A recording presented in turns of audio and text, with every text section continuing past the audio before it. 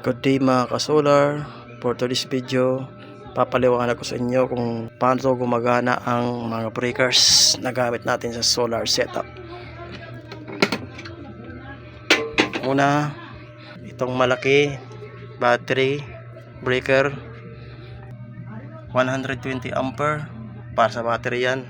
Yan kasi ang standard na ginagamit ng mga solar. Pangalawa, sa itong adjustable voltage protector natin.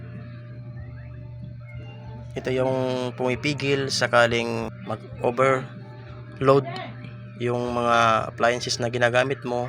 Siyang sumasalo ng lahat at magpro-protect siya. Papatayin niya yung system para hindi maapektuhan yung inverter natin. At saka pag count niya ng 10 seconds, pabalik ulit siya sa solar.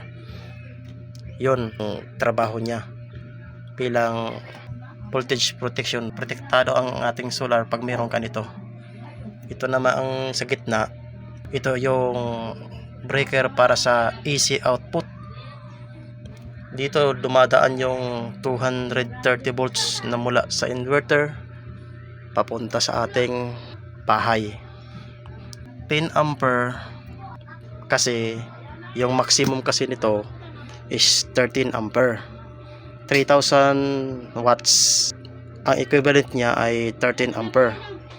Maglalagay tayo ng 80% or 85% na allowance. Huwag nating isagad.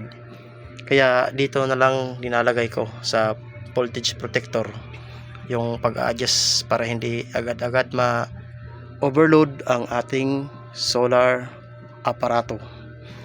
At ito naman sa gitna, ito ang tinatawag na Surge Protection Device, SPD.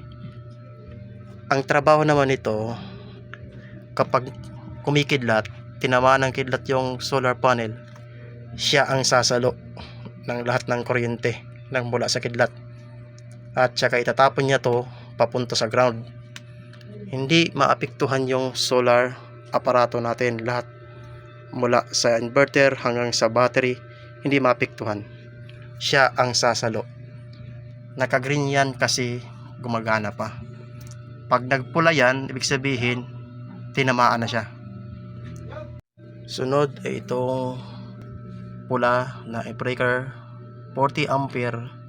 Ito naman ay breaker para sa solar panel. Ang nilalagay ko kasi dito ay 40 ampere. In case mag-upgrade si client hanggang 6 pieces na panel, kaya niya. Hindi siya mag-iinit, hindi siya magti-trip. Advanced na yung nilalagay ko kasi yung maximum ng panel natin dito sa hybrid solar is 6 pieces. Kaya linagyan ko na siya ng pang 6 pieces. Advanced na siya. Yun ang breaker na para sa solar panel. 40 ampere mga ka-solar. At ito naman, ang trabaho naman nito ay automatic transfer switch.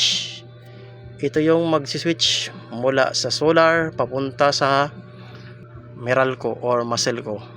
Kapag sakaling lobat yung battery, kusa lang siya lilipat sa Maselco or Meralco.